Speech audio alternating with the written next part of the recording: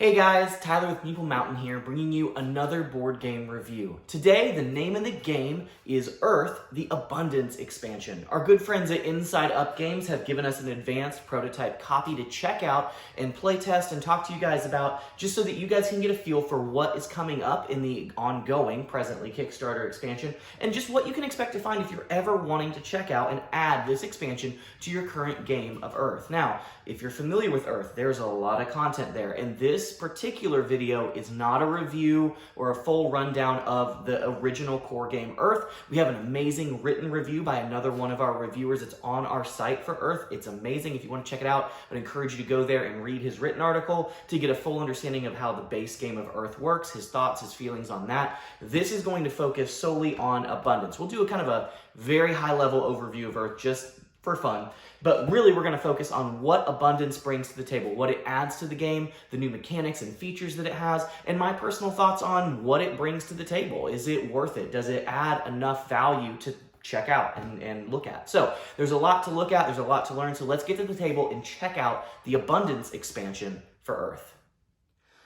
Welcome to Earth. You can tell already by these beautiful kind of earthy tones on the cards and players that this board has a fantastic table presence. And what we have set up here is a 3-player game of the core game of Earth with the abundance components kind of peppered in. Now, we're going to take a look at everything that is within the expansion here. Specifically, we'll kind of zoom in and take a look, but I wanted to just kind of give you the table presence of the entire game. Now, it's worth pointing out, this abundance copy is a prototype, so there will be some quality of life and changes and improvements in the final version, but this is going to give you a really good understanding of what you're looking at and what you can expect to find within the completed expansion of Abundance. Now, hyper high level refresher of Earth as a general game. As a reminder, you're going to play as a character kind of working on an environment, a climate, and an island to score the most points that you can as you build your engine, your tableau of a 4x4 grid of plant cards. And you'll be kind of building those out beside your player area and using them to kind of maximize your efficiency, build your engine up so that you can come out on top. Now, the game's played over a series of rounds where players will be placing out cards in their tableau until the end of a round in which a player placed their 16th card. Once their island of 4x4 grid cards is complete, they're going to score a bonus point amount, which we're actually going to talk about with the expansion. It's changed. It was 7, now it is 11 points to complete that. But once you complete your island, at the end of that round, the game will end and you'll score up all of your victory points. There's a lot of things to do and a lot of ways to make victory points in this game. The cards are oftentimes quite complex, but the action efficiency is honestly not. On your turn, you're going to choose one of the top 4 actions and do that particular thing. All other players may then do kind of a lesser secondary action of the same type of whatever you chose. And then you're going to activate from top left down to bottom right the tableau of cards that you've built that match the color of that particular action in your tableau. So you can see there's lots of fun choices there based on, do I really double down on one particular type of action? Do I diversify the types of cards I have? So whenever I do an action, I get some kind of a bonus. There's lots of interesting things you can do here in your tableau.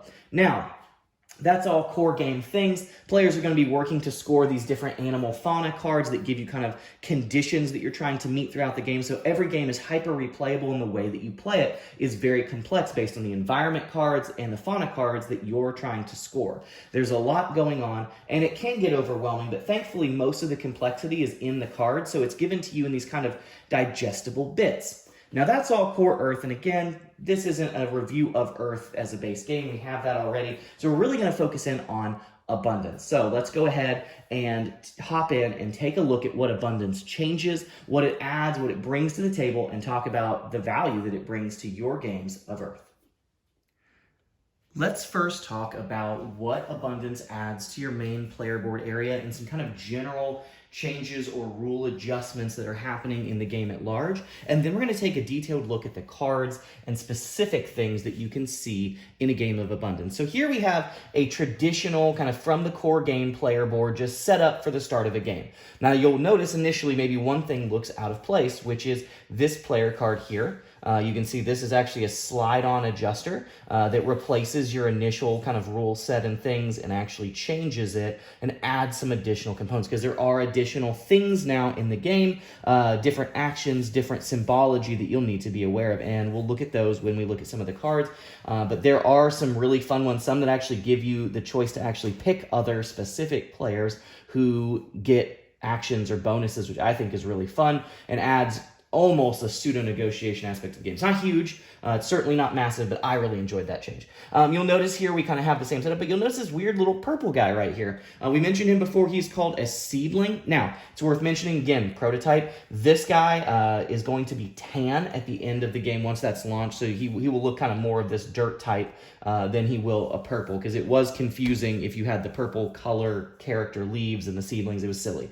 But these guys are a new super powerful thing that you'll get when you start the game, and there's lots of ways you can get more seedlings, but seedlings will actually let you do some really powerful actions, one of which, the most powerful of which, is this new germinate action, which is a new thing in Abundance. Germinating allows you to actually name a scoring condition off this kind of list of scoring conditions from the game, and you'll actually go through the deck, starting at the bottom, working your way through until you find a card that meets that particular requirement, and then you'll get that card. So it's a way to fish for exactly what you want. And so you can use your seedlings to do that. And there's some other really great things that are listed here. You can get dirt and basically any component that you want, sprouts and different things. But the biggest one is definitely that germinate ability. You can also get seedlings by giving up permanently leaves. So if you think you're not going to score a particular fauna card this game and you're convinced of that, or you think it's not worth it, you can actually burn a leaf entirely out of the game, back to the box, to get another seedling so that you could use it to germinate or do something else. So there's some really high risk reward situations there that are super fascinating. You can also get rid of lots of sprouts to get a seedling as well. So there's lots of ways you can get these guys. They give you a lot of flexibility, and they can kind of give you some neat options when you bank them and have them in your thing. So you'll start with one of those. We mentioned this before, but also the completion of your tableau is now 11 points instead of 7, making that a little more valuable for game end, just a balance thing there. And the biggest change just mechanically in the game is that now you legally can actually store your sprouts. So initially, if you guys will remember from the core game, when you gain sprouts, they have to go onto your board. Now they can go onto your plants in your tableau, and you could spend some and then gain the right, whatever, but you can't really just have more than will fit on your board. But now you actually can bank these guys to the side and keep them until you're ready to put them on something. So again, giving you some more flexibility and just a nice, in my opinion, quality of life change to the game that just saves you the mental gymnastics of figuring out how to use and spend them. You can just bank them, and then you have them for when you're ready to use them. Now, these guys are worth 0 points when they're on your board, so it's not like you can just throw them here and make a ton of points. They still have to go on plants in your tableau, but it is a lot easier to kind of navigate in this format. So with that said, let's take a look at, of course, the core components of Abundance, which are more cards. Abundance adds an abundance of every type of card you can imagine in the game, and just adds more of that thing to the game. So there's lots of neat things. Let's go ahead and take a look at each of those and just talk about some of the new aspects and symbology that's been added to the game, and then we'll close with my thoughts. Here we have a showcase of all of the new cards that you can expect to see in the Abundance expansion. Now, it's worth mentioning and reminding these are prototypes. They're listed as so on the cards themselves, so these may change, get updated in some way. But as you can see, the Abundance expansion adds a little bit of content to every area of the game card-wise. We have some new fauna cards, we have some new islands, climates, ecosystems, events, terrain, and then a ton of new plant cards that will be added into the game. Now, all of these add replayability, begin to incorporate those new symbols, those new effects that we were talking about just earlier, e.g. seedlings, germination, things like that, these new symbols that affect players. So I wanted to just kind of cherry pick a few of these, especially plant cards, to showcase and kind of point out the new additives of what's new to the game. You can see there are cards, again, that will allow you to gain those seedlings that we were talking about before. That is a really helpful thing.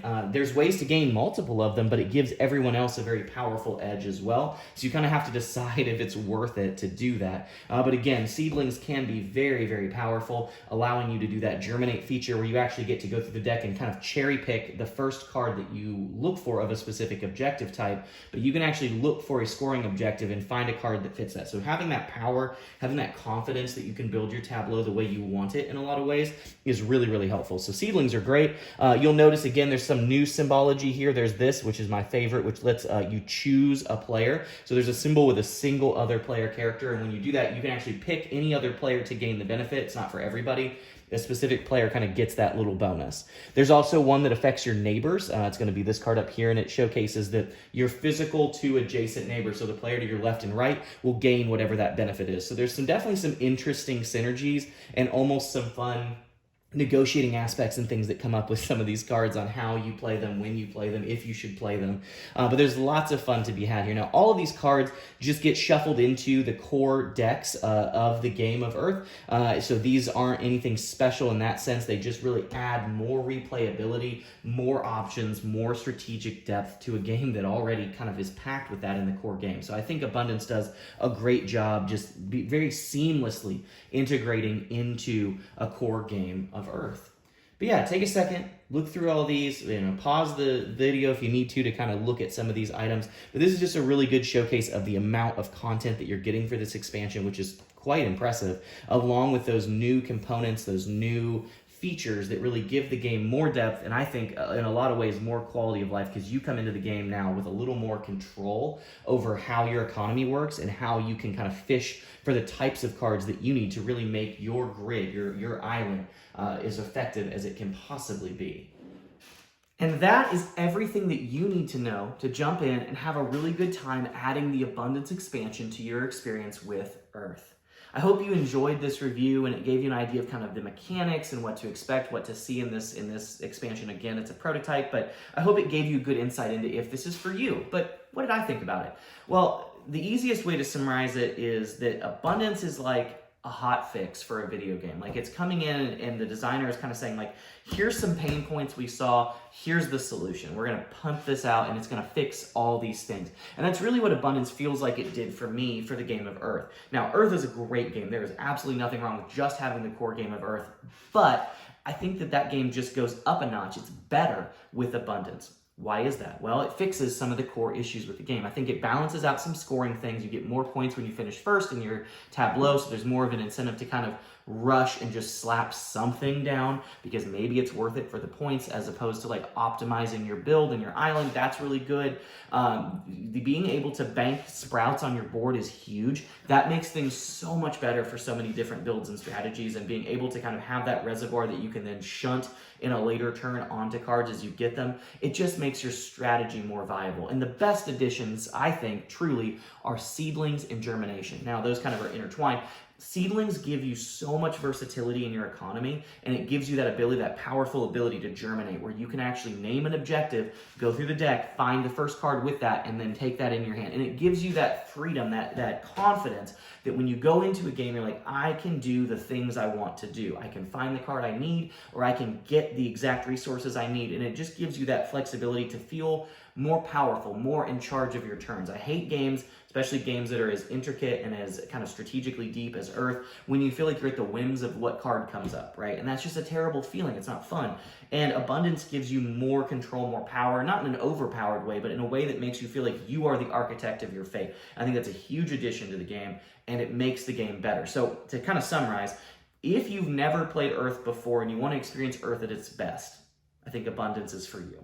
If you've played Earth a ton and you need that shot of adrenaline to just make it feel fresh and new and exciting again, then Abundance is probably still for you. Regardless of your experience with Earth, I think that Abundance makes it a better game. And that's a really great thing to feel for any expansion, because there are some expansions out there that I don't feel that way about. But this is really just a good addition, a peppering of new cards in all the decks and all the ways, and then new mechanics that really bring more life, more depth into the game of Earth. So I would encourage you to check this out. It's going on in crowdfunding right now. It adds these great new upgraded resource components that look amazing. I think it just adds that quality of life, that pretty table presence to the game. But then really, this game just adds better ideas and builds into what is already a very, very great game. Now, it also makes it a 6-player game. That's a long game. That is a day. You're going to be there for a minute. So I think Earth is usually good in the 3 to 4 range, but that's just me. Time-wise, it can slog on if you get up into that 6er. But it's still good. It's good to have options. We love options. So all that to say, I really enjoyed Abundance. I'm so glad Inside Up gave us a copy to review. I hope that we'll continue to work with them in the future. They make great content, and I encourage you to check it out if you like Tableau engine building style games. So with all that said, I want to thank you guys for coming to Meeple Mountain to check out all of our content. I hope you'll continue to do so. If you liked this video or others, please like, subscribe, hit the bell, do the things. You know what to do. Drop a comment below and let us know what video you'd like next, what game you'd like to see reviewed next. We always love hearing from you guys. So with that said, I want to thank you guys for checking out this video. And as always, happy gaming.